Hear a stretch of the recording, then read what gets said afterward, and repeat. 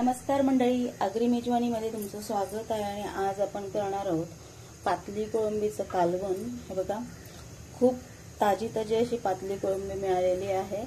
तर हिला मी आता साफ करून घेते। तर बघूया पातली कोळंबीचं कालवण कसं करायचं ते। तर मंडळी, कोळंबी साफ करून घेतली, त्याचं डोकं, शेपूट आणि वरचं कवच काढून आतले दागे काढून स्वच्छ धुवून घेतलेली आहे। घेवडा सुद्धा साफ करून घेतलेला आहे आणि स्वच्छ धुवून घेतले। तर आता वळूया आपल्या रेसिपीकडे। गॅसवर पातेलं ठेवलेलं आहे, गॅस ऑन केलेला आहे, हाय फ्लेमवर गॅस ठेवलेला आहे। आता आपण त्यामध्ये तेल घालूया। साधारणतः 1 चमचा होईल इतकं तेल घालायचं आहे। तेल गरम झालं की त्यामध्ये आपण 1 चमचा आलं लसणाची पेस्ट घालूया। आलं लसूण गुलाबी रंगावर परतून घेऊया। गॅस आता मी मंद आचेवर करते। लसूण परतून झालेला आहे, मस्त गुलाबी रंग आलेला आहे।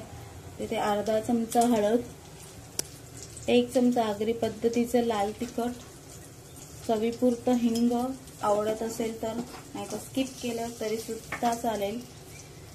सर्व मसाले परतून घ्यायचे आहेत। सौम्य असा सुगंध बाहेर पडेपर्यंतच परतायचे आहेत। मसाले परतून झालेले आहेत। आता मी एकीकडे गरम पाणी करायला ठेवलं होतं, ते पाणी आपण पातेलीत घालून घेऊया।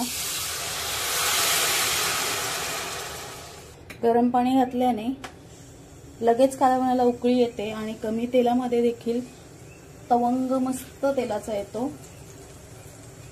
तर आता त्यामध्ये साफ करून ठेवलेली कोळंबी घालूया। लगेचच त्यामध्ये घेवडा घालायचा आहे, कारण कोळंबी शिजायला फार वेळ लागत नाही। घेवडा घातल्यानंतर लगेचच त्यामध्ये आपण बटाटा घालणार आहोत, कारण आगरी कालवण हे बटाट्याशिवाय अपूर्णच असतं। चवीपुरतं मीठ घालूया। हे सर्व मिक्स करून घेऊया। गरम पाणी घातल्याने कालवणाला लगेच उकळी आलेली आहे। आता आपण झाकण देऊन हे कालवण 5 मिनिटं शिजवून घेऊया। गॅस मी मीडियम आचेवर ठेवलेला आहे। 4-5 मिनिटं झालेली आहेत, झाकण काढून बघूया। पहिल्यांदा आपण बटाटा शिजलाय का ते बघूया। तर बटाटा शिजलाय, इझिली त्याचे तुकडे होत आहेत। टोमॅटो घालून घेऊया। बटाटा शिजल्याशिवाय टोमॅटो घालू नये। कधी कधी आंबट पदार्थ पहिला घातल्याने बटाटा शिजत नाही।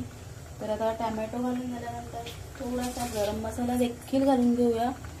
असं आहे, कारण आपल्याला कोळंबीचा ओरिजिनल जो सुवास आहे तो अनुभवायचा आहे। आणि घेवडा आणि कोळंबी हे कॉम्बिनेशन खूप छान लागतं। आमच्या आगरी भाषेत असं म्हणतात की कोळंबीमध्ये घेवडा मस्त इसवतो। तर आता आपण पुन्हा 1-1.5 मिनिटभर कालवणाला चांगली उकळी काढू आणि त्यासोबतच कोथिंबीर देखील घालून घेऊया। तर मंडळी, अशा प्रकारे घेवडा घालून कोळंबीचं कालवण शिजलेलं आहे। खूप छान घमघमाट सुटलेला आहे। हे कालवण भातासोबत, भाकरीसोबत खूप छान लागतं। गरम गरम भात आणि कोळंबीचं कालवण भारी। तर आता कालवण शिजलेलं आहे, गॅस बंद करून घेऊया। तर मंडळी, गॅस बंद केलेला आहे, कालवण तयार झालेलं आहे। खूप छान, तुम्ही बघू शकताय। तर अशा प्रकारे कोळंबीचं झणझणीत कालवण तयार झालेलं आहे। तुम्हाला रेसिपी आवडली असल्यास नक्कीच लाईक करा। लाईक, कमेंट, शेअर करायला विसरू नका। आणि पुन्हा एकदा भेटूया अशाच एखाद्या आगरी रेसिपीमध्ये। धन्यवाद।